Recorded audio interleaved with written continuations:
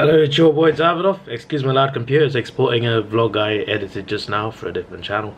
Welcome back to Movie Monday. So we did Planet of the Apes in preparation for the new movie, which I'm looking forward to watching next week. And we also did Kung Fu Panda this year as well before that came out. Well, now it's time for Bad Boys. I'm looking forward to Bad Boys for Life, which was delayed because Will Smith decided to punch someone, punch Chris Rock. I shouldn't say someone because Chris Rock is a great comedian. But regardless, because he decided to do something stupid, this movie got delayed. So, you know, there's more serious matters than that, you know, than movies getting delayed. You know, he literally punched someone at an award show. That's a bit, you know, that's literally assault. But regardless, I was looking forward to Bad Boys 4 because 3 was so good. I'm watching one right now. I'm actually already 22 minutes in. Does every movie start with them in the car? The third one did. The second one started them in the car. Was it the KKK rally? I think it was KKK rally. Damn, they could have kept the tradition going. I'll watch number 2 for next week anyway. So I'll be reminded of that. But I like how they start in their car. That reminds me of Bad Boys 3. Bad Boys, the first one is just a fun movie, and I heard they were like not going to put Martin Lawrence in there. Like the plan was for someone else. So I'm glad that it worked out where he would be in it, because him and Will Smith are a great duo, and I love action comedies. I love buddy cop movies. I love the Rush Hour movies. I'm still waiting for Rush Hour 4. Where is it? It needs to come. I'm looking. I want that, and I feel like it's in development for years now, but nothing's coming. They're not even filming it, so I don't even know what's going on there. But I mean, it's not official anyway. But they've just hinted towards it. Nothing's happened, so that's a bit sad. But I hope to see that. Then there's this Bad Boys one. Those are the two that are really like franchises, I guess. But there's also some random ones as well. There are The Nice Guys with Gosling and what's his name? I've forgotten his name.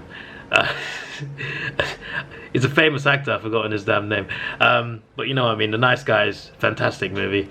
The Hitman's Bodyguard, I remember that. That was interesting. That wasn't one of the best ones, but that was still good. But the point is, I like the vibe of buddy cop movies. And for me, Rush Hour and Bad Boys, they do it the most. Lethal Weapon! I forgot Lethal Weapon! That's one of the best ones. Lethal Weapon, all 4 movies are golden. Those are great as well. I forgot that one. I knew I forgot something. But yeah, I just really enjoy buddy cop movies. Lethal Weapon, Rush Hour, Bad Boys. Those are my jams, and it's partly because they're kind of franchises. They made multiple, whereas most buddy cop movies, they're just the one. Where was that one with Will Ferrell and Mark Wahlberg as well? That was fun. The one where The Rock and Samuel Jackson jumped off a building. That was a good one too. You see, I love that category, and I've said it many times before. The world and cinema needs more buddy cop movies. I feel like it's died down. It's not been around enough. So when Bad Boys came back, I was just like, I'm looking forward to this. And on top of that, Bad Boys 3 was so good. I was just like, wow. It was better than the first. So I was just like, they spent so many years away without making a third one. They come back and absolutely smash it. And they don't just make a fun buddy cop movie, they make also a serious movie with a serious villain and interesting characters, and they made a good storyline and a great score. The music was amazing. It felt like a proper intense cinematic experience. Bad Boys 3. 1 and 2 were good as well. I'm watching 1 right now. I enjoy this film quite a lot. Interesting villains. It's serious when it needs to be, and it's funny when it needs to be. The dialogue between Will Smith and Martin Lawrence is hilarious. And the general comedy is good, and also the serious scenes are good as well, and some fun action scenes. And they really filmed really well. They love the circling camera shot. Michael Bay made the first 2 movies. People criticize him a lot, mainly for Transformers, which is fair enough. But he is a good director when he wants to be. And with Bad Boys 1 and 2, I think he nailed what he was doing. So I appreciate that from him. Michael Bay's not even a bad director. It's just that, you know, he just loves explosives a little too much, I guess. But yeah, I still enjoyed the first one, at least, Transformers. But anyway, yeah, Bad Boys 1 watching right now. Bad Boys 2 I think it was the weakest one, but I think it was still fun though. I think it was, in terms of stunts anyway, it was really fun, better than the first one. But I just liked the first one overall, with every element added together, and the fact that it was the OG movie in the franchise. I definitely like the first one the most. No, so I like the third one the most. But from the first two, I like the first one more than the second one. But yeah, this one came out in 1995, which is the year I was born. So I was a little bit older when I first saw this, but when I first saw it, I was just like, this is bloody incredible. I really love this movie. So yeah, I think the first buddy cop movie I watched was Rush Hour. I'm fairly certain. Don't watch these ones.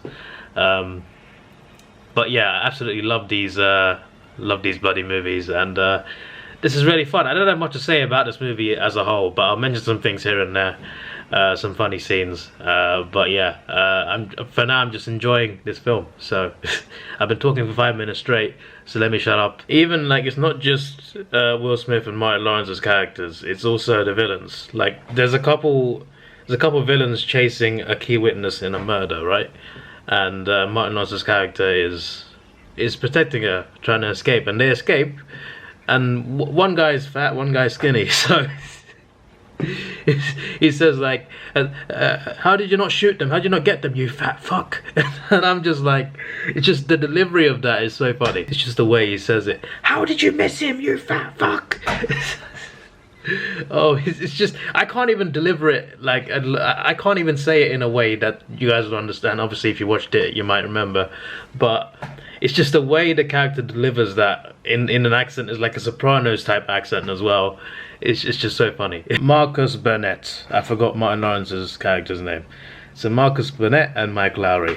So this witness, they got to protect her, but on this particular night that they find her, Mike Lowry's not available. So Marcus Burnett, aka Martin Lawrence, has got to pretend to be his partner, got to pretend to be the Will Smith character, to protect this witness.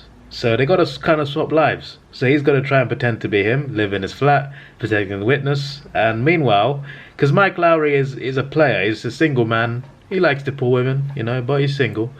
He's a player, you know. But Marcus Burnett, he's a married man with a lot of kids. So they got to swap lives just to make sure this witness is protected and safe, and to make sure that she trusts them by this elaborate lie. So the guy used to being a player. He's got to protect his partner's wife and children. He's got to live with them.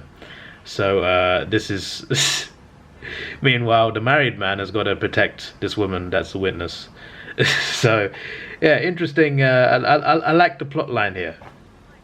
I say this, I've seen it like 25 times, but still. I honestly forgot that the witness was very anti-meat. Like, why are you eating this meat sandwich? This used to be a living creature.